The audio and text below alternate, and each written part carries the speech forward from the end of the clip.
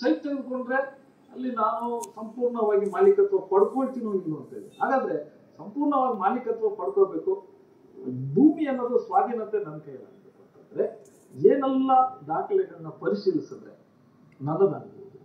ಅಲ್ಲ, ನಿಮಗೆ ಯಾರು ಕೊಡ್ತಾ ಇದಾರೋ ಅವ್ರಿಗೆ ಹಾಕಿದೆಯಾ, ಅವಾಗ ಹೆಂಗ್ ಬಂತು, ಬೇಕಾದಷ್ಟು ಸಪರೇಷನ್ ಆಫೀಸ್ಗೆ ಹೋಗ್ಬೇಕು, ಇನ್ಕಮ್ ರೇಸ್ ಮಾಡಬೇಕು, ನೀವು ಅಕಸ್ಮಾತ್ ಇನ್ಕಮ್ ರೇಸ್ ನೋಡಬೇಕು, ಎಲ್ಲ ಸುಮಾರು ಪ್ರೊಸೀಜರ್ಸ್ ಇದೆ.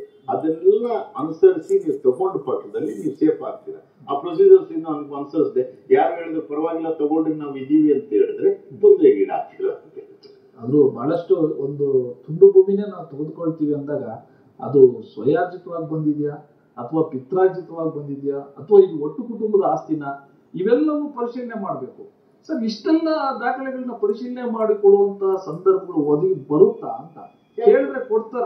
ಕೊಡ್ಲೇಬೇಕು. ಯಾಕಂದ್ರೆ ಅವ್ರ ಆಸ್ತಿ ತಗೋಬೇಕಾದ್ರೆ ನೀವು ದುಡ್ಡು ಕೊಟ್ಟು ತಗೋತಾ ಇರೋದ್ರಿಂದ ನೀವು ಏನೇನ್ ದಾಖಲೆ ಕೇಳ್ತಿರೋ ಅದನ್ನೆಲ್ಲ ಅವ್ರು ಕೊಡ್ಲೇಬೇಕಾ. ಕೊಟ್ಟಾದ್ಮೇಲೆ ನೀವು ತಗೋಬೇಕು. ಇಲ್ದಿದ್ರೆ ಅವ್ರು ಆ ದಾಖಲೆ ಇಲ್ಲ, ಈ ದಾಖಲೆ ಇಲ್ಲ ಅಂದ್ರೆ ನೀವು ಮೂರ್ಖರಾಗ್ಬಿಡ್ತೀರಿ. ಯಾವತ್ತು ನಾವು ಮೂರ್ಖರಾಗಬಾರ್ದು. ನಾವು ದುಡ್ಡು ಕೊಟ್ಟು ತಗೋತಾ ಇದ್ದೀವಿ. ಸರ್, ಇದುವರೆಗೂ ಏನು ಒಂದು ಭೂ ಸ್ವಾಧೀನ ಕಾಯ್ದೆ ಅಂದ್ರೆ ಈ ಕಾಯ್ದೆಯ ಒಂದು ಉದ್ದೇಶ ಏನು?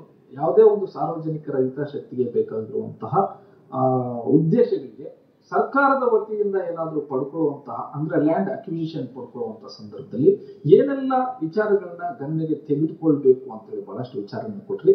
ಹಾಗೆ ಯಾವುದೇ ಒಂದು ಆಸ್ತಿ ಸಂಪೂರ್ಣವಾಗಿ ನಮ್ಮ ಸ್ವಾಧೀನತೆ ಪಡ್ಕೋಬೇಕಂದ್ರೆ ಏನೆಲ್ಲ ದಾಖಲೆಗಳನ್ನ ಪರಿಶೀಲನೆ ಮಾಡಿ ತೆಗೆದುಕೊಳ್ಬೇಕು ಅಂತ ಹೇಳಿ ಹೆಚ್ಚಿನ ಮಾಹಿತಿಯನ್ನು ಕೊಟ್ರಿ ಅಂತ ತಮಗೆ ನಮ್ಮ ಹಾಗೂ ದೂರದರ್ಶನದ ಪರವಾಗಿ ವಂದನೆ ಸಲ್ಲಿಸುತ್ತಾ ಈ ಕಾರ್ಯಕ್ರಮ ಈಗ ಮುಗಿಸೋಣ ಸರ್. ನಮಸ್ಕಾರ.